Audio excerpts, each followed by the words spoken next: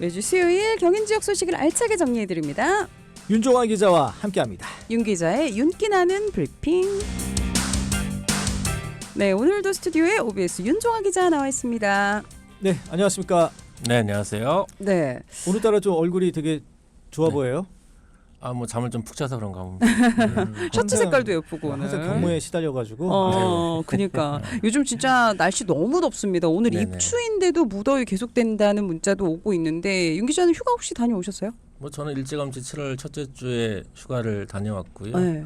요즘 출근길 교통 상황 보니까 좀 차도 덜 막히고 많은 분들이 휴가 갔구나 생각이 네. 들어서 네. 또 가고 싶습니다. 네. 2차 휴가 한번 갔다 오세요. 네. 보내달라고 지금 한마디 해주세요. 보도국장한테. 열심히 듣고 있을 일하겠습니다. 겁니다. 네, 열심히 일하겠습니다.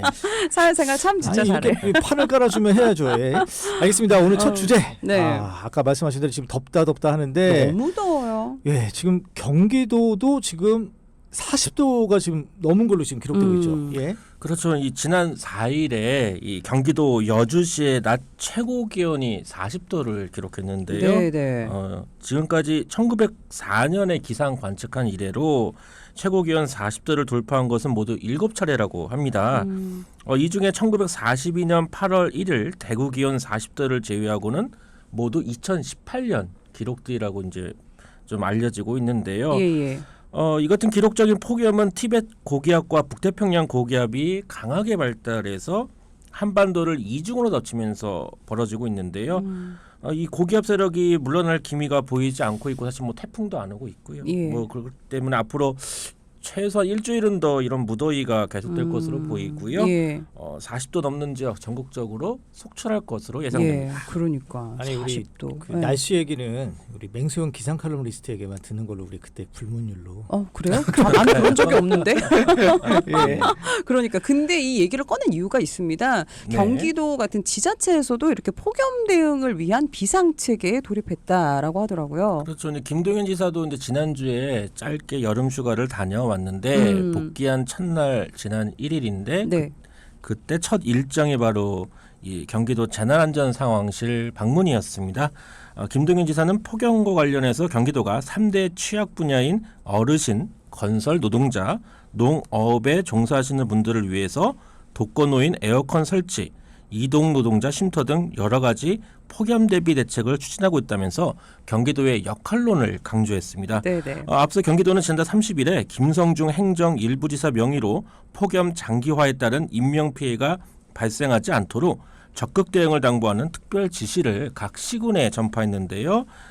시군 부단체장 중심으로 오늘 질환에 따른 인명피해가 발생하지 않도록 철저한 대응 태세를 갖추고 열대야가 지속되는 상황에서 밤사이 더위에 노출되는 취약계층 보호 대책에 철저를 기할 것, 예. 또 농작물, 가축, 도로 등 기반 시설의 분야별 안전관리를 강화하고 특히 낮 시간에 농어업인 야외 근로자 작업 자제 등 행동 요령을 적극 홍보할 것을 당부했습니다. 네네. 요즘에 아니, 진짜. 예. 경기도가 기후 위성을 운영할 계획이라고요.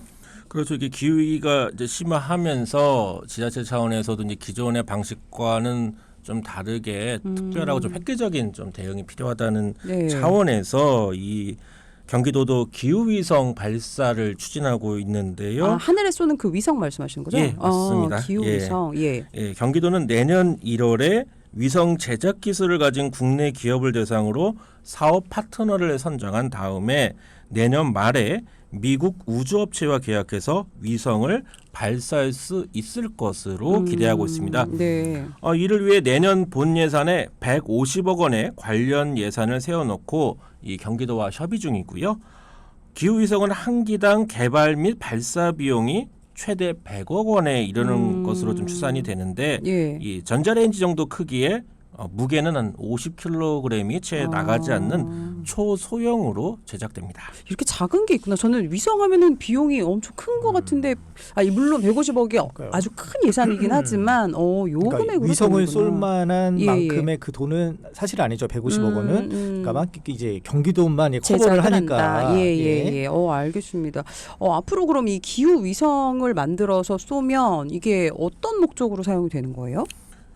이 기후 위성은 우선 이 메탄, 이산화탄소 같은 이 온실가스 농도를 측정하는 역할을 할 것으로 보이고요. 예.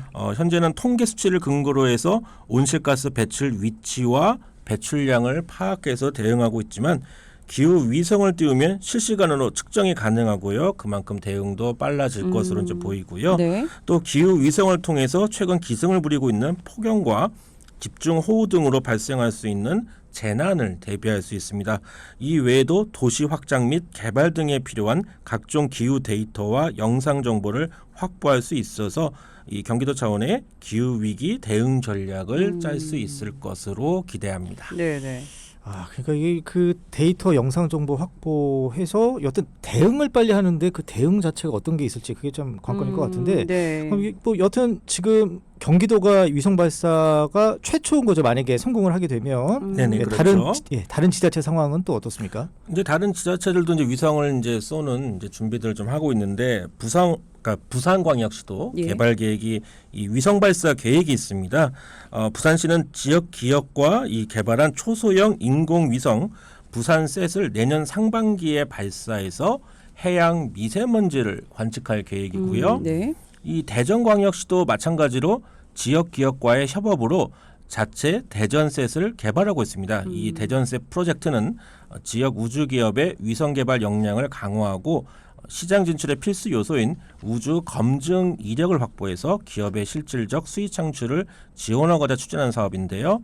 2026년 발사 목표입니다. 네. 이 새틀라이트 때문에 셋인가 보다. 부산 셋, 대전 그쵸? 셋. 네, 네, 이렇게 맞습니다. 준비를 하고 있는데 아니 사실 뭐 우주항공 분야 뭐 미래성장 산업이라고 얘기를 하잖아요. 근데 지자체에서 발사하는 건 전 처음인 것 같은데 이렇게 다들 준비를 하고 있는 거네요.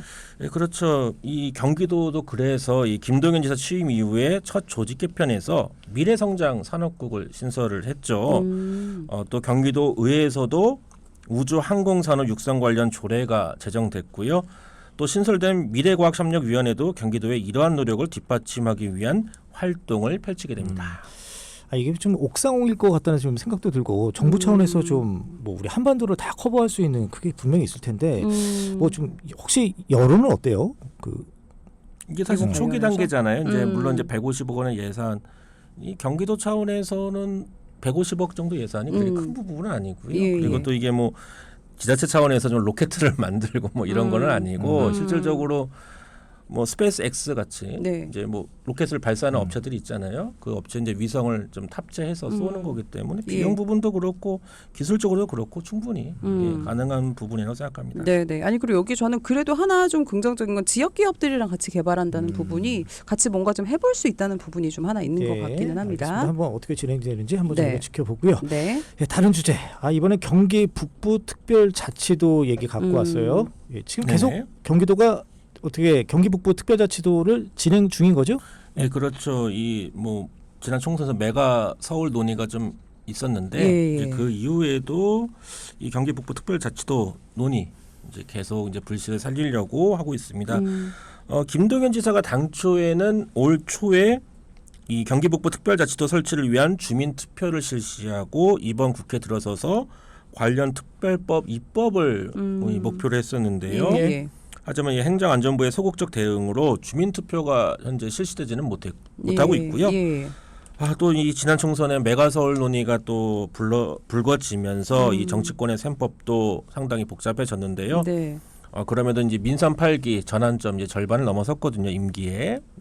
이 상황에서 경기도가 이 경기 북부 특별자치도 설치를 위한 관련 용역을 추진하기로 했습니다. 네네. 사실 뭐 저희 어제도 도의회 의원분 중에 한 분 이제 북부에서 오신 분이 있었는데 이렇게 북부는 아무래도 제약이 많잖아요. 그래서 이렇게 북부를 좀 배려하는 방안 이런 거를 많이 좀 연구를 했으면 좋겠다 얘기하시더라고요. 예, 맞습니다. 이제 관련 분야의 연구인데요. 이 경기 북부 특성에 맞는 이 특례 발굴을 위해 이 정책 연구 용역을 실시하는 겁니다. 예. 이 용역은 관련 예산이 확보되는 대로 올 11월부터 이제 10개월간 진행이 되는데요. 경기도는 이번 연구 용역을 통해서 경기 북부 의료기관 확충, 농어촌 유학 특례, 또 주한미군 반환 공여지와 미활용 군용지 특례 개발 및 정책 실행 방안 등을 살펴보고요. 특히 이 경기 북부의 수도권 제외가는 특례, 즉 수도권 규제를 받지 않는 방안에 대한 연구를 하게 됩니다. 네네. 이 발굴된 연구 용역은 경기 북부 특별자치도 설치 특별 법안에 반영할 예정입니다. 네. 예. 아니 이번 22대 국회에서 이 관련 특별법 뭐 발의됐다고요? 그렇죠. 이 경기 북부를 지역구로 둔 의원들이죠. 더불어민주당 정성호, 박정 의원, 국민의힘 김성원, 김용태 의원이 각각 이 특별법을 발의했는데요. 네. 김동연 지사도 지난 6월 말에 경기도 국회의원들과 도지사 공관에서 만찬을 이제 했었는데 이 전체 그 60명의 경기도 국회의원 중에 40명 가량이 참석했습니다. 네. 이 자리에서도 이 경기북부 특별자치도 특별법 입법을 당부했고요. 경기도로서는 경기북부 특별자치도 설치에 불씨를 살리기 위해 안간힘을 쓰는 모양새입니다. 네, 여기 아까 당 각각 특별법 발의했는데 그래도 맥락은 비슷한 거겠죠? 이 부분에 아마 있어서는. 보통은 국회에서 이게 유사한 법안이 나오면 병합해서 뭐 심의하는 경우도 많기 때문에 일단은 이게 행정안전위 소관 상임위에 네네. 빨리 뭐 상정이 되고 심의가 돼야 되는데 그 일정을 좀 더 지켜봐야 될 것 같습니다. 네, 알겠습니다. 또 다른 주제 하나 더 보면 경기도 정치권 얘기 살짝 해보겠습니다. 이번 주말에 더불어민주당 경기도당 위원장 경선이 있다고요? 예, 이 더불어민주당 경기도당이 오는 10일 부천체육관에서 당원대회를 개최합니다. 이 당원대회에서 경기도당 위원장을 뽑고요. 또 당대표, 최고위원 후보 합동 연설회를 진행합니다. 더불어민주당 경기도당 위원장 경선에는 모두 3명의 후보가 출마했습니다. 예. 3명 모두 재선 국회의원인데요. 수원갑 김승원 의원, 안양만한 강두구 의원, 안양동안갑 민병덕 의원이 경쟁을 펼치게 됩니다. 누가 제일 유력합니까? 사실 특히 이 당내 경선은 기자들이 예측하기가 참 어려운데 이 의원들 사이에 친소 관계도 작용하기 때문에 그만큼 이 표 계산도 좀 쉽지가 않은데요. 일례로 국회의장 후보 경선에서 대부분 추미애 의원이 이길 것으로 봤는데 이 투표함 뚜껑을 열어보니까 뭐 우원식 의원이 맞아요. 승리하지 않았습니까? 달랐죠. 예. 지금 당대표 최고위원 경선을 봐도 이 당내 친명 정서가 굉장히 강한 것으로 이제 나타나는데요. 네. 그런데 이 3명의 후보 모두 이 친명계로 분류가 됩니다. 이 세 후보 캠프 모두 이제 승리를 자신하고 있는데 이 법사위 간사로 대여투쟁 선봉장을 자임하는 김승원 의원. 요즘 많이 보이시더라고요. 예, 우리 그때 출연하셨잖아요. 그쵸, 우리도. 네, 그렇습니다. 또 경기도의 의장과 경기도 연정 부지사를 지내면서 지역 정치에 잔뼈가 굵은 강두구 의원.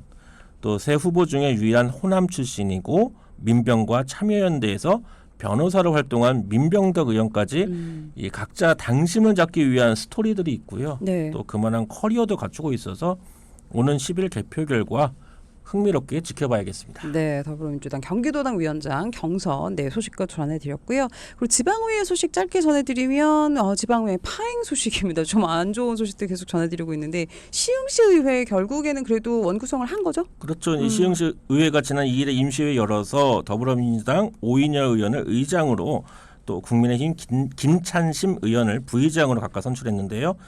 이 한 달여간의 파행 사태 끝에 후반기 의장단을 구성한 겁니다. 오인여 의장은 윤리적이고 책임감 있는 의회 운영을 통해 시민들의 신뢰를 얻을 수 있게 하겠다고 밝혔고요. 이 4개 상임위원회 위원장은 민주당 3명, 국민의힘 1명이 각각 선출됐습니다. 네. 예, 뭐 말씀해 주신 대로 이게 원안대로 이렇게 민주 3, 국힘 1로 결정이 됐습니다. 그렇죠. 이제 시흥시 의회가 당초 개원할 때는 민주 9석, 국민의힘 7석이었다가 민주당 의원 1명이 탈당하면서 민주당 8명, 국민의힘 7명, 무소속 1명으로 재편이 됐는데 그러면서 이제 국민의힘에서 상임위원장 4석을 2대2 동수로 구성하자고 주장했지만은 결국 민주당이 주장한 원안대로 구성이 된 거고요. 네네.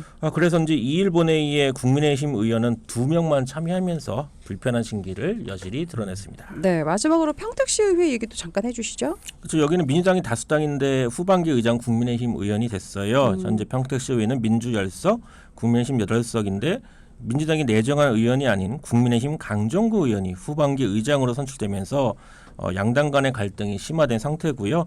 후반기 상임위원회 구성이 여전히 안 되고 있습니다. 국민의힘은 민주당의 성실한 교섭을 요구하고 있고 민주당은 국민의힘이 약속 위반을 했다면서 후반기 의장으로 당선된 강정구 의원의 의장직 사퇴를 요구하고 있습니다.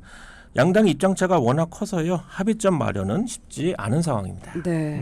네, 지금 말씀해주신 대로 기초의회 파행 사태 좀 어떻게 해결될지 좀 궁금합니다. 뭐 결국에는 합의점 마련을 좀 결국에는 하기는 하겠지만은 사실 이제 당내 그러니까 같은 당 소속에서도 이제 반란표가 나와서 왜냐하면 민주당과 국민의힘이 한두 석 차이다 보니까 본인의 당내에서 의장 후보나 뭐가 안 됐을 때 그러면 내가 다른 당하고 손잡으면 당선되지. 이게 실제로 이제 경기도 기초에서 굉장히 많이 발생하고 있어요. 네. 이 시흥시외, 평택시 외에도 굉장히 많은데 참 기초의회 뭐 본인들 감투 하나 쓰려고 당선된 건 아닌데 참 안타까운 상황입니다. 네, 네. 또 이제 내후년에 지방 선거가 있잖아요. 네. 내가 속해 있는 기초자치단체 또 어떻게 의회들 운영이 되고 있는지 조금씩 그래도 관심을 가져주시면 좋을 것 같습니다. 오늘도 윤기나는 브리핑 OBS 윤종아 기자 함께했습니다. 고맙습니다. 네, 감사합니다. 네, 고맙습니다.